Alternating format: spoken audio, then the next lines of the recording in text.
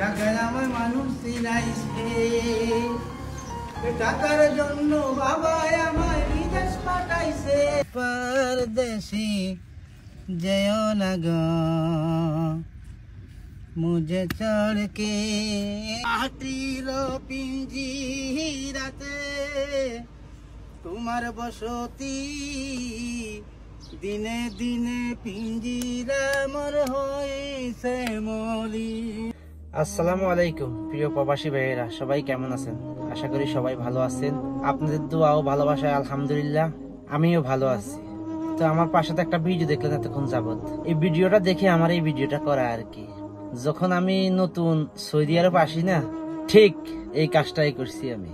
আর এই কাজটা এত কষ্টের, যারা করছে তারা জানে এই কাজটা কেমন। এই প্রবাসে বিল্ডিং এর এই যে ব্লক লাগানো, এই যে বড় বড় ইট গুলা দেখতে পারতেছেন না, এগুলা লাগানো যে কি যে কষ্টের, যারা করছে শুধু তারাই জানে।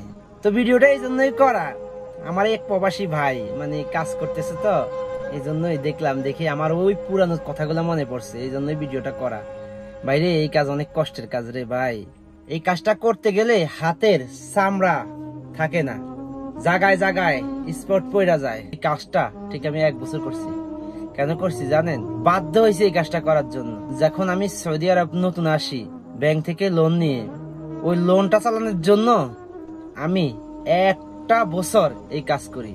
ওই 1 বছরে আমার উপর দিয়ে কত ঝড় তুফান যে বইছে সেটা একমাত্র আমিই জানি।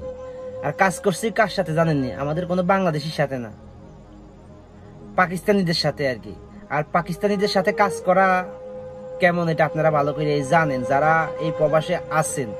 তারপরে করতে হয়েছে, এত কষ্টের কাজও করতে হয়েছে। কেন? ওই যে বললাম না, মাসে কিস্তি দেওয়ার জন্য, কিস্তির টাকা ব্যবস্থা করার জন্য।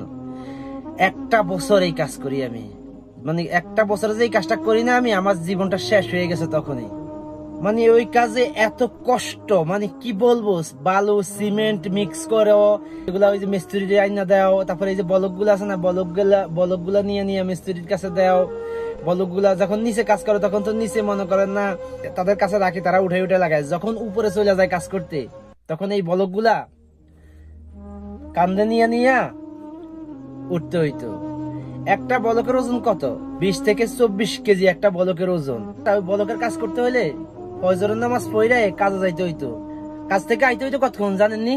ঠিক মাগরিবের আজান আগে, কোনো দিন মাগরিবের আজান পরে হয়ে যাইত। তারপরে দুপুর বেলা আধা ঘন্টা কিংবা 40 মিনিট শুধু খাওয়ানোর টাইম দিত।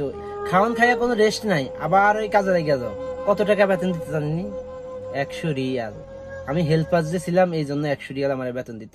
তো যাই হোক, ওই কাজের মতো কষ্ট প্রবাসে আর কোনো কষ্টের কাজ আছে কিনা আমার জানা নাই।